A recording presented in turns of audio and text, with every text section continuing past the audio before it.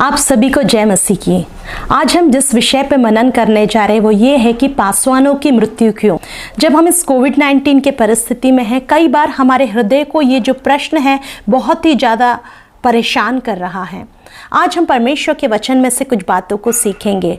Bible हमें बताती है कि परमेश्वर ने आदम को मिट्टी से बनाया। मिट्टी या भूमि के लिए जो इब्रानी शब्द वो है अडामा, और जो मिट्टी या भूमि है उसमें एक खूबी होती है कि वो किसी भी चीज़ को अपने अंदर सोख लेती है, अब्जॉर्ब कर लेती है।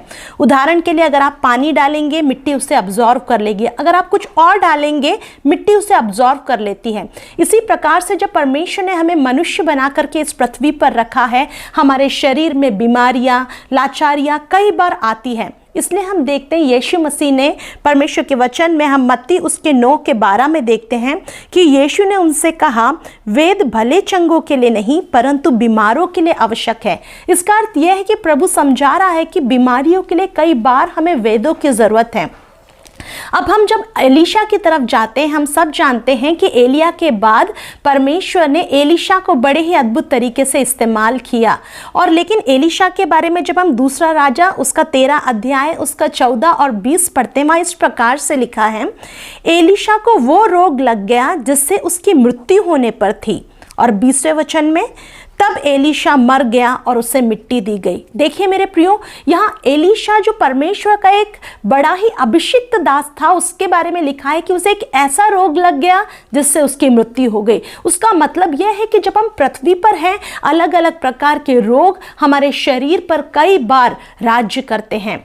हम इस बात को और समझने के लिए जब उत्पत्ति उसके 48 के 1 को जब हम पढ़ते हैं, वहाँ पर इस प्रकार से लिखा है, इन बातों के पश्चात किसी ने यूसुफ से कहा, सुन तेरा पिता बीमार है। यहाँ पर देखिए याकूब जो है वो भी बीमार हो गया, उसकी तबीयत खराब थी और किसी ने यूसुफ को बताया कि सुन तेरा पिता बीमार है। और जब हम 50वें अध्याय में जाते हैं, 50 के 1 और 2 में, तब ऐसा लिखा है उत्पत्ति के, तब यूसुफ अपने पिता के मुख पर गिरकर रोया और उसे चूमा। और यूसुफ ने उन वैद्यों को जो उसकी सेवा में थे आज्ञा दी कि उसके पिता को शव में सुगंध द्रव्य भरे। देखिए मेरे प्रियो, यहाँ लिखा है कि जब यूसुफ का पिता याकूब मर गया तब यूसुफ ने उसके वैद्यों को यह आज्ञा दी। उसका मतलब याकूब एक ट्रीटमेंट ले रहा था वहां पर। और हम देख सकते हैं जब हम इस पृथ्वी पर हैं, हम अलग अलग रोगों से घिरे हुए हैं। हम सब हिजकिय्याह को भी जानते हैं, और हिजकिय्याह के बारे में लिखा है कि वो एक ऐसा रोगी हो गया कि वो मरने पर था। लेकिन लिखा है कि जब उसने प्रार्थना की तब परमेश्वर ने उसकी आयु में 15 साल और बढ़ा दिया।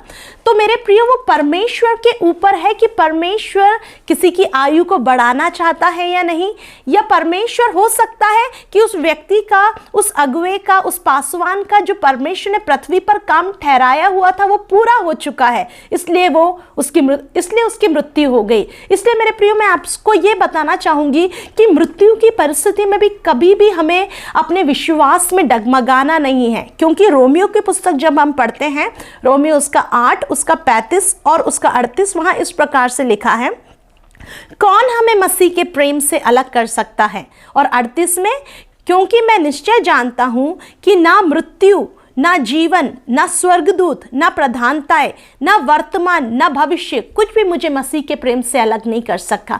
देखिए यहाँ बड़े ही स्पष्टता से लिखा हुआ है कि हमें मृत्यु प्रभु से अलग नहीं कर सकती। वर्तमान, अभी हम वर्तमान की परिस्थितियों को देख रहे हैं, वो हमें प्रभु से अलग नहीं कर सकता। और भविष्य में हमने नहीं जाना है कि क्या क्या आना बाकी है, लेकिन कोई भी परिस्थिति हमें प्रभु से अलग नहीं कर सकती मेरे प्रियो, क्योंकि हम प्रभु में हैं। तो इसलिए हमें बिल्कुल भी घबराना नहीं है या हमें डरना नहीं है कि ऐसा क्यों हो रहा है, क्योंकि परमेश्वर ने जिसके लिए जितनी सेवा लिखी है वो उससे करवा चुका है। उसका अर्थ यह है, इसलिए हमें अपने विश्वास में और आगे बढ़ना है, प्रभु के वचन को थामे रहना है और हमें कभी घबराना नहीं है। परमेश्वर का वचन, नीति वचन उसके 17 के 22 में इस प्रकार से कहता है कि मन का आनंद अच्छी औषधि है, परंतु मन के टूटने से हड्डियां सूख जाती है। मेरे प्रियो, हम जब मन में आनंद रखते हैं वो एक औषधि है।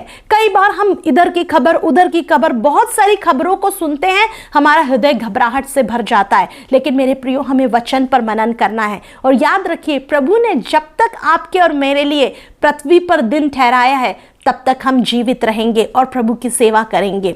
और हम देखते हैं एक और जगह याकूब की पत्री 5:14 में लिखा है, यदि तुम में से कोई रोगी है तो क्या करें।